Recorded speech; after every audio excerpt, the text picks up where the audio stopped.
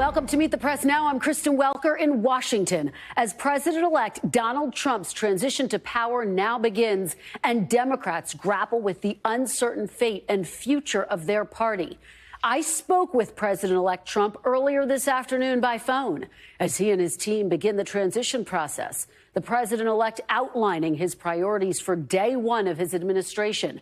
Among them, taking action at the southern border, including implementing what he has called his mass deportation plan, regardless of the price tag.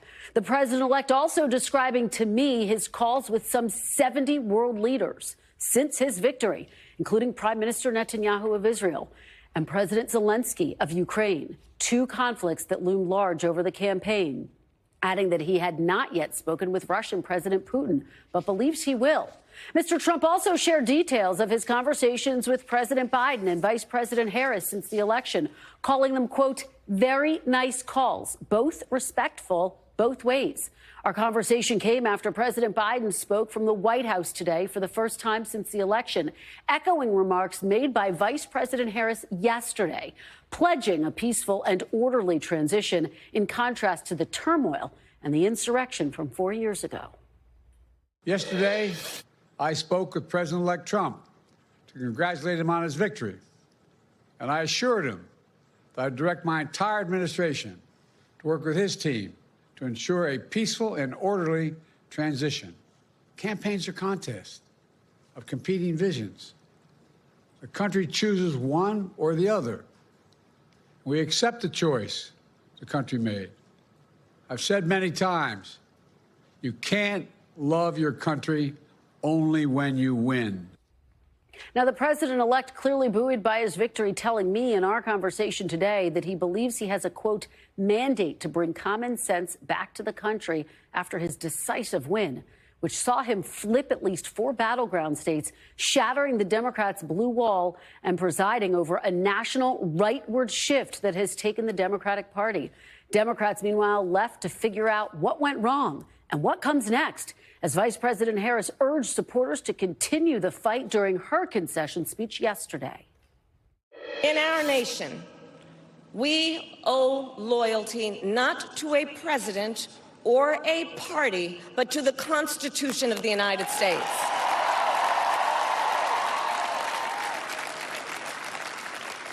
And loyalty to our conscience and to our God. My allegiance to all three is why I am here to say, while I concede this election, I do not concede the fight that fueled this campaign.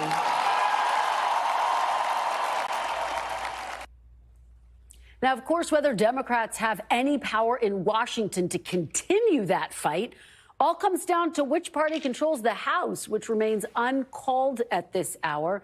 But Republicans appear to have the easier path to winning a majority than Democrats. Republicans will control the Senate with at least a 2-seat majority, potentially more, once races are called in Arizona, Nevada, and Pennsylvania. It all means that President-elect Donald Trump will be taking the reins with potentially few checks against his power as he embarks on fulfilling promises made during his campaign. A long list that, if implemented, would fundamentally change this country and its institutions on the economy, foreign policy, and immigration. Joining me now from the White House is NBC's Mike Memoli, and Vaughn Hilliard is in West Palm Beach with the very latest from the Trump transition. Mike, let me start with you. It was notable in my conversation with President-elect Trump. He talked about the fact that Vice President Harris and President Biden both emphasized to him that they want a smooth and orderly transition. He said he totally agrees 100%. You heard that in their speeches, really emphasizing the importance of a peaceful transfer of power. It comes, of course, against the backdrop of what this country experienced 4 years ago, which was not a peaceful transfer of power. Mike, what's the thinking inside the administration right now? Well, Kristen, I think we can predict that this 74 days before Donald Trump is sworn in as the next president of the United States will at times have some bumpy moments in this transition. It's almost inevitable that there will be conflicts and some tensions as these teams try to work with one another to prepare for this handoff of power. But it is striking to see how in the first 48 hours, both sides, and all three sides, in fact, have been trying to put their best foot forwards and act in a civil fashion, right? We've seen, as you illustrate from your conversation with the president-elect, as we even see in some of the statements from members of his team, usually very sharply worded, have all been very gracious and very positive at this stage. We saw the vice president yesterday, and then we saw President Biden today doing everything he could to both try to reassure his supporters, his staff, some of those who voted for Vice President Harris about the fact that there will be another day here, but also to try to put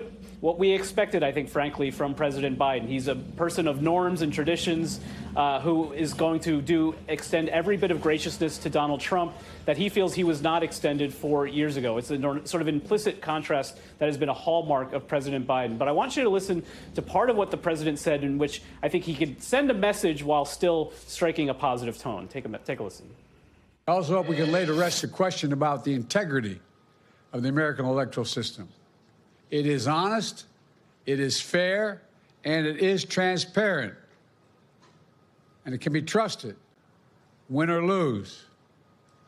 I also hope we can restore the respect for all our election workers who busted their necks and took risks at the outset. We should thank them.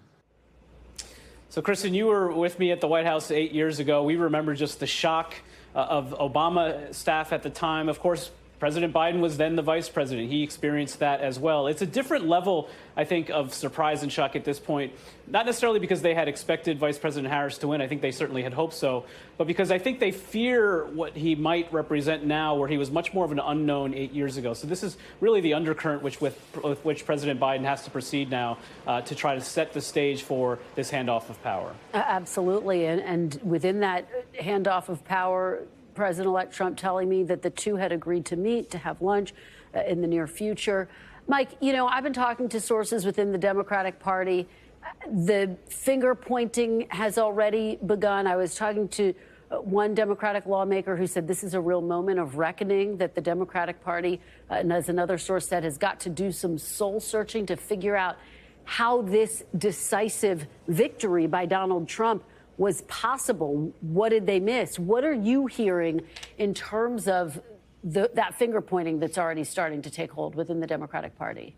Yeah, it really started on Tuesday night as I was sharing with some of my sources what we were seeing in the exit polls, which pointed to a much closer result than many had hoped for. And very quickly, the first question was raised whether President Biden should have stayed in this race. I think the much more prevailing sentiment was, should he have stepped aside much earlier? Should he have even announced he was running at all? It was really interesting to hear Karine Jean-Pierre at the press briefing today. And if you look at some of the polling that showed President Biden with such a negative approval rating in this country, that the views of the economy were so negative, the White House press secretary tried to, sort of broadly speaking, say that this is not a problem unique to President Biden. She pointed to elections in democracies all over the world since the pandemic that show incumbent parties, incumbent administrations suffered pretty much across the board. And so I think one of the arguments that's most interesting from the Biden perspective is that because Vice President Harris took pains to try to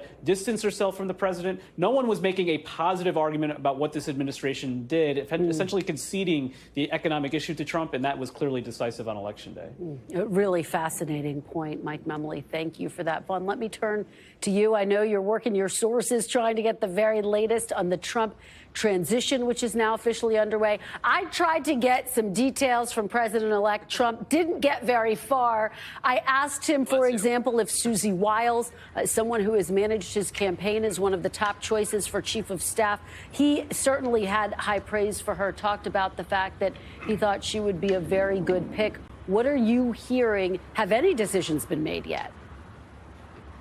Right, this is the moment where there are a lot of names swirling about. Those names that are going to be very legitimate contenders to be added to the administration, but then also those that are sort of at the last minute trying to throw their names back into the equation. And that's what we're actively, I know as a team, Kristen, trying to do is sort through those realities. There has been already a transition team that has been in the works now for the last several weeks, even before Donald Trump's election this week. And it's led by Howard Lutnick and Linda McMahon. And those are the two individuals. I'm told Howard Lutnick is really focused on the personnel side. Linda McMahon really focused on the policy side of this, that are getting ready for just 2 months from now when Donald Trump takes the reins of a White House that is expansive, not only needing to fill the cabinet posts, but also the 3,000 political appointees that ultimately staff out those departments and those agencies. And I want to let folks just take a look at some of the names who we at NBC News are told are, in fact, under consideration here in Palm Beach to go into those key cabinet posts. When you look at Secretary of State, you have the likes of Florida Senator Marco Rubio, who we are told is under the consideration, but also the likes of Rick Grinnell, who was a former acting director of national intelligence. Over at the Pentagon, Senator Tom Cotton was under consideration, but publicly is now taking himself out of the running for contention. You also have, though, the likes of Congressman Mike Waltz of Florida, who was a Green Beret and somebody who was a frequent presence on the campaign trail alongside of Donald Trump as well as on the TV airwaves. The big one, of course, is also going to be the next Attorney General. Donald Trump has big ideas for what his AG he wants him to execute on come 2025. And we are now told here this afternoon that there are at least 3 names who are under serious consideration. That being, number one, Mark Paoletta, who was the former general counsel to the OMB in the first Trump administration, and then 2 other names who are maybe more publicly recognizable. That includes the likes of Matt Whitaker, who served as acting attorney general during his first term after Jeff Sessions left the AG post. And then also, I'm told Eric Schmidt by 2 sources, the senator from Missouri, is under consideration. He has also been traveling in recent weeks with Donald Trump, the now president-elect. Over at DHS, we're told that Chad Wolf, who was the former acting DHS secretary at the end of his first term, is under consideration. So, as you said, there's a lot going on. Susie Wiles, that was an important question to him because she was that one of the 2 campaign managers, and we didn't see actually that many palace intrigue stories over the last 2 years of his campaign, and the large part was because of the way that Susie Wiles ran the campaign. From sources that we talked to, a great many would be eager to see her fill that post in order to ensure that there's a clean transition into the actual White House, Kristen. All right, Vaughn Hilliard, great reporting. As always, keep us updated if you get any new developments while you're there. Really appreciate it. Thanks for watching. Stay updated about breaking news and top stories on the NBC News app or follow us on social media.